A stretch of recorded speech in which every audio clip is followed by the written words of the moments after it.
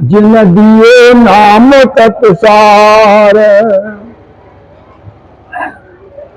सर्वप्रथम बंधन गुरु के लिए क्यों किया?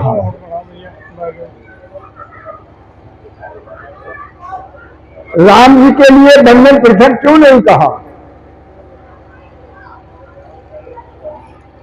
गुरु गोविंद गोविंद खड़े काटे लागे पाए, बलिहारी गुरु आपने गोविंद दिए बताए। इसीलिए प्रथम बंधन गुरुदेव जी, जिन्होंने तत्सार नाम दिया। द्वितीय बंधन राम जी, जिनने का धर्म विकार। दूसरा बंधन राम जी के लिए। राम जी इतने अंतर में मिले, उनके साथ में रम गए तो सारा भ्रम खत्म हो गया। ये भेद गुरु ने बताया। तृतीय बंधन सब संत जन, अनंत कोट जन सार। तीसरा बंधन सब संत जन कहो जो अनंत कोट जनमोक्ष पहुंचेंगे, उनके लिए। जाति पद रज परसता, हंस उतर जाए पार। जिनकी चरणों की रंजी का स्पर्शन हो जाए तो हंस पार उतर जाए, हंस जाएगा पार। तो गुरु ने हर को बता दिया, सारा खेल उस एक मालिक का है, उसकी रचना क्या है, हम क्या है, अपने को समझ लो। ब्रह्मा सिर जो रचन को, विष्णु करन कृपाल।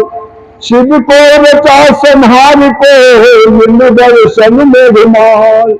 पाप पुण्य के न्याय को, सिर जो है धर्मराज। संत सिर दास को राम कह, जीव उधारण काज। उस परमपिता परमात्मा ने ब्रह्मा को सृष्टि की रचना करने के लिए सृजन किया और विष्णु को सृष्टि का प्रतिपाल करने के लिए सृजा। शंकर को संहार करने के लिए काल रूप सृजा और धर्मराज को न्याय अन्याय का फैसला करने के लिए धर्मराज को बनाया है और संतों के लिए जीव का उद्धार करने के लिए, जीव का उद्धार हो जाए, इसीलिए सृष्टि की रचना की है। तो ये शक्ति निरंजन विष्णु ब्रह्मा शंकर जितने 10 अवतार, ये सब उस मालिक के कर्मचारी हैं।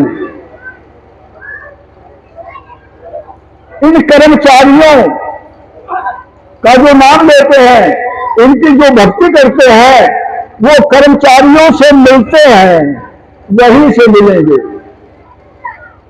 वो परमपिता परमात्मा है, उसकी इच्छा से हम दूर रह जाएंगे, उसकी रजा के खिलाफ हो जाएंगे। हमारा उद्देश्य उस परमपिता की रजा है, वही हमारा उद्देश्य है। हम उद्देश्य से खाली रह जाएंगे और उसके उद्देश्य से खाली रहे तो हमने कर्म किए। शुभ और अशुभ 2 कर्म होते हैं। इन कर्मों में हम फंस गए, उस परम पिता की रजा के खिलाफ चल पड़े, इसको बंधन लग गया कर्म का। बीज कर्म का एक है इच्छा, जो मन के अंदर रहती है। उस इच्छा रूपी बीज के वृक्ष का 2 शाखाएं हुई हैं, शुभ अशुभ, पाप पुण्य, धर्म अधर्म। साच झूठ, ये दो शाखाएं हो गई। तो शुभ कर्म कर स्वर्गा जासी, अशुभ किया 84, कह सुख राम भक्त कर केवल मोक्ष धाम को जासी। जो शुभ कर्म करते हैं वे देवलोक में देवता पड़े जाते हैं, स्वर्ग लोक में चले जाते हैं, वो देवता बनते हैं। जाने के बाद में वो दुखी होते हैं, क्योंकि एक के दूसरे के कंट्रोल में, हर देवता एक दूसरे के कंट्रोल में है। सबके ऊपर राजा इंद्र है, उसका कंट्रोल है, तो उसकी हुकूमत में ये देवता वही दुखी होते हैं। और वो अपना जो शुभ कर्म किया है उसकी निश्चित अवधि है, महाप्रलय में खत्म हो जाएगी। तो सारे गुरु चेला सब चले जाएंगे, आवागमन के चक्कर में फंस जाएंगे। महाप्रलय में वो काल विष्णु को भी खा लेता है। ऐसे ही ये तीनों ब्रह्मा शंकर ये अपनी अवध के हिसाब से भोग कर बाद में 84 में जाते हैं। 45,20,000 वर्ष ये हर योनि में जन्म लेते मरते, हर जन्म लेते मरते। एक बार मनुष्य मिलता है, 4 जुगाड़ चेता 12 संरक्षण पावे। 4 जुग 17,28,000 सतयुग की उम्र है, 12,96,96,000 त्रेता की उम्र है, 8,64,000 द्वापर की है, 4,32,000 कलयुग की उम्र है, 43,20,000 वर्ष। ये जीव जो है हर योनि में कीट पतंगा पशु बखेरू बनकर ये एक बार फिर मनुष्य मिलेगा। इसे इतना चक्कर काटने के बाद में जब तक ये केवल भक्ति राजयोग और सदगुरु का सेवा नहीं मिलेगा इसे, तब तक ये ऐसे ही चक्कर काटता रहेगा, जनता लेता मरता रहेगा, क्योंकि इसे कर्म का बंधन लगा हुआ है। ये कर्म का रोगी है, कर्म रोग कतिया बिना नहीं मुक्त सुखजीव। इसका जो कर्म का रोग है, इसके कटे बिना जीव मुक्त और सुखी नहीं होगा। 84 में संत दास दुखिया रहे सदी, और ये सदा 84 योनि में जन्म लेता मरता सदा दुखी रहेगा।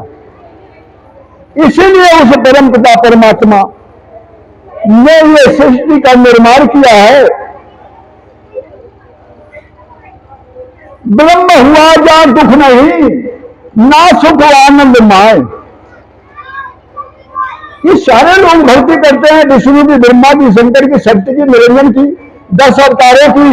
इनकी भक्ति करके क्या ब्रह्म से मिल जाते हैं? तो महाराज कहते हैं ब्रह्म हुआ जहां दुख नहीं, वहां दुख तो नहीं है लेकिन आनंद भी नहीं है। आनंद बिना कर्म के होता है, कुछ नहीं करना है तो आनंद होता है। और सुख दुख माया के साथ, माया के सुख दुख दिया कभी न पावे थे। माया का सुख बिना जूझे बिना लेने के कोई पाता नहीं है। पाए फिर दुखिया होगी, और पालिया तो फिर दुखी हुआ। सुबह को खाया सुख हो गया, शाम को फिर खरीद भी फिर दुखी हुआ। वो माया के सुख मान कर सुखी नहीं है, वो दुखी है। इसीलिए उस परम पिता ने सृष्टि की रचना का निर्माण इसीलिए किया, ये जीव जो है आनंद में चला जाए, सुख को छोड़कर आनंद में जाए। सुख माया का और आनंद बिना माया बिना किए का होता है। वहां जाने के लिए ये सृष्टि की रचना की है मालिक ने। अब यहां आकर ये फंदे में कैसे पड़ गया? भय न्याय न्याय कौन पूछे, तरबस पड़े पुकारे, पहले लेकर भोग भुगावे पाछे गर्दन मारे। ये जीव तो ब्रह्म था, लेकिन ये ब्रह्मा विष्णु महेश शंकर शक्ति निरंजन अपने बस में करके इसको उलझा लिया। चाय बड़ाई सब में है, साची बात कहे नहीं कोई।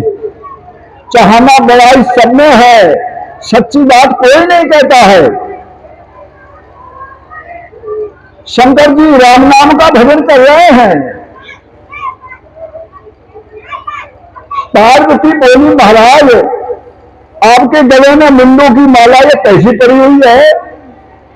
शंकर जी बोले, ये तुम्हारे मुंडों की माला पड़ी हुई है, तुम मर जाती हो, हम डाल लेते माला में,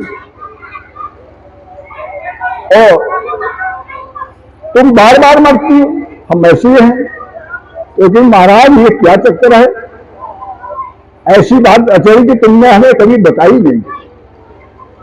उमा अरज करे शिव जी से मेरी सुनो पुकारा, हम दिल तुम जूनी अजूनी आपको कहा बिचारा। तो उन्होंने शिव जी से कहा, महाराज ये विचार कैसा है? हम प्रलय में जाते मर जाते हैं, आप ऐसे ही रहते हो, क्या विचार है ऐसा? तो शंकर जी कहा, सत्य वचन सुन सुंदर बदनी मेरे राम आधारा, रवंतार से प्रीत लगाओ सब सारन में सारा। शंकर जी बोले, हे उमा, हे सुंदर बदनी, मेरा वचन सुनो। मेरे आधार राम का है, मैं राम नाम लेता हूं, राम नाम की भक्ति करता हूं। आप भी राम नाम लो, जो सब सारे नामों का सार है राम नाम। ला आकार डंडा और मां तीन है, ला आकार ब्रह्म, आ आकार जीव और मां मकार माया। काम जीव ब्रह्म और माया, समर्थ ऐसा खेल बनाया। जीव ब्रह्म माया ऐसी के अंदर है, उस समर्थ ने ऐसा खेल बनाया है। तो शंकर जी ने उन्हें समझाया, बेटा तुम ये क्यों न बताओ, ऐसो छानो कहा छिपाए। महाराज आपने इतने दिन जीत गए, हमें मरते मरते आपने हमें क्यों नहीं बताया, हमसे बात क्यों छिपाई? कहता, उत्तम पुरस्कार वो धर्म हुई, बूझे बिना कहे नहीं कोई। उत्तम पुरुषों का धर्म होता है बिना पूछे बताते नहीं। अब देवी निज नाम बताऊं, तेरा जामर मरण मिटाऊं। शंकर ने कहा, देवी अब मैं तुम्हें निज नाम बताता हूं, तुम्हारा जन्म मरण मिटाता हूं। 66 नाम में वही सारा, देवी भजो राम रविकारा। 66 हजारों नामों में सार नाम है निरंकार भजो।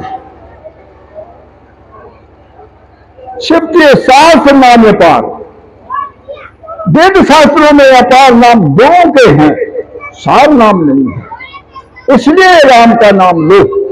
तो ये अब अवतारों की बात देख लो, 10 अवतार हुए हैं रामकृष्ण जैसे।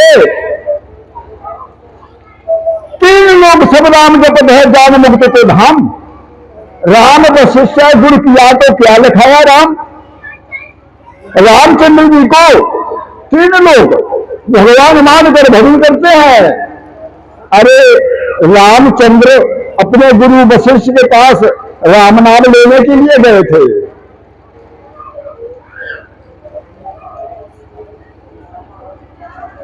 तो वशिष्ठ से कहा कि महाराज हमें राम नाम दो। वशिष्ठ ने कहा, तुम ही तो राम हो, तुम लोग में तुम्हारे समान कोई ऐसा नहीं है। रामचंद्र बोले, महाराज मुझे ऐसी बातों में बहकाओ मत, मैं राम नहीं हूं, मेरे में तो मोह माया काम भास कर रहा है, मुझे तो वो राम चाहिए वो 5 तत्व गुण 3 से मेरा राम बताओ। रामचंद्र ने अपने गुरु से कहा, महाराज मुझे वो राम नहीं, वो राम चाहिए जो 5 तत्व 3 गुणों से न्यारा है। ये 5 तत्व 3 गुणों से सारी सृष्टि का निर्माण है, सब 5 तत्व 3 गुणों में है। ब्रह्मा विष्णु महेश शक्ति निरंजन 10 अवतार 33 को देवता 28,000 ऋषि मुनि शासन भूत प्रेत सब 5 तत्व 3 गुण से बने हुए हैं, इसीलिए मुझे मेरा राम चाहिए। तो वशिष्ठ ने रामचंद्र को कहा कि अब तुम नाम देने लायक हुए हो, तब उन्होंने भेज दिया राम नाम का और भजन किया है। समाधि में विपाक बिंद में पहुंचे, माया उतार लाई। तो सारे नामों का सार जो है राम नाम है। इस प्रकार से पार्वती को समझाया शंकर ने। ऐसे जितने भी हुए हैं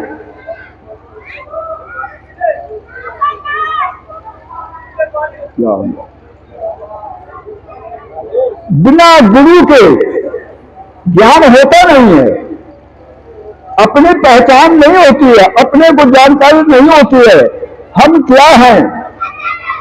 अरे उस मालिक नहीं तो थे हम, एक मालिक था, कुछ भी नहीं था। पानी पवन धरने आशा आकाशा नहीं है दूर जमारा, कैसे नाम सुनो बैरागी तादर भेष हमारा। पानी पवन आकाश धरती कुछ भी नहीं था। उस दिन एक मालिक था, उस एक मालिक से ये सारी सृष्टि अनेक हो गई।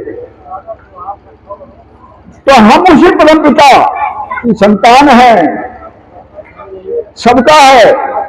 हमारे माता पिता, उनके माता पिता, उनके माता पिता, ऐसे सबके चले जाओ, आज में एक ही परम पिता परमात्मा है, सबका है वो। तो हम उसी की संतान हैं। अब हमें भक्ति कौन किसकी करे ये ज्ञान नहीं है। ज्ञानियों को, गुरुओं को ये मालूम है। सब कहते हैं एक मालिक को भजन करो, एक मालिक को भजन करो। अरे भजन क्यों करें? एक मालिक से मिलाना चाहते हो तो हम तो एक मालिक में पहले ही थे। ये ज्ञानी लोग चक्कर में खुद पड़े हैं। वो कहने वाले कहते हैं अरे जान में सब एक ही जगह, एक जगह नहीं जाएंगे। पूरब जाए पश्चिम को जो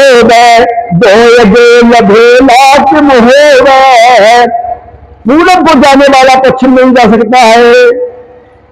दो रास्ते हैं, मेल नहीं खाते हैं, इसीलिए उनका कहना गलत है। क्योंकि वो जानते तो है नहीं। कई कई बात सुन लेते हैं कि सब एक मालिक से मिलते हैं। अरे एक मालिक से मिलते हैं, एक में तो पहले ही थे, अब मिले तो क्या हो गया? कौन सी अगली बात हो गई? फिर से कहां से आओगे? जन्म मरण में फिर रहोगे, 84 का चक्कर फिर काटोगे। इसलिए वो कौन सी भक्ति है? ये न्यारी भक्ति बताओ। ये वो कर्मचारी है, ब्रह्मा को सृष्टि की रचना के लिए रचा है, कर्मचारी हैं। विष्णु को प्रतिपाल करने के लिए कहा है, शंकर को संहार करने के लिए कहा है। 10 अवतारों को पृथ्वी पर भार होता, राक्षस बढ़ जाते तो आते हैं। ये तो कर्मचारी है। आखिर भक्ति कौन करे, किसकी करे और क्यों करे? 3 लोग 14 भवन 7 दिन नौखंड, ये सब नाशवान है। कोई चीज स्थिर नहीं है, जन्म लेता मरता है। तो यहां किसके लिए भक्ति करे? वो त्याग भक्ति भक्ति है। 3 लोक का तजे पदार्थ चौथे लोक में सारे। 3 लोक के पदार्थ को सबको छोड़कर चौथे लोक जाने के लिए भक्ति में आ रही है। वही त्याग भक्ति भक्ति है। कैसे? राग त्याग वैराग निदाना। राग 3 लोग, 5 ज्ञान इंद्रियों, 5 विषय में फंसे रहना राग है। इसमें त्याग होना चाहिए, इसका त्याग, राग का के लिए त्याग होना चाहिए। अब त्याग कैसे होगा?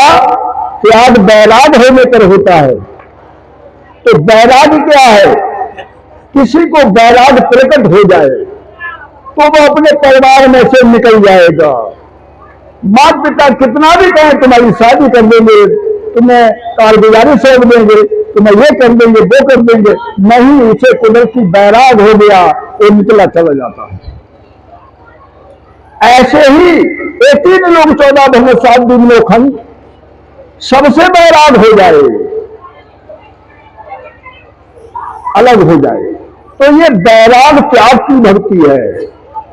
जब तक राग त्याग वैराग निदान नहीं होगा, तब तक ये भक्ति की सूझबूझ नहीं होगी, तब तक ये संसार में ही भरमता रहेगा, आता जाता रहेगा, जन्मता मरता रहेगा। इसलिए उस मालिक ने जिसलिए हमें यहां पर भेजा था, हमें वो बात याद आ जाए तो हम अपने को पहचान लें।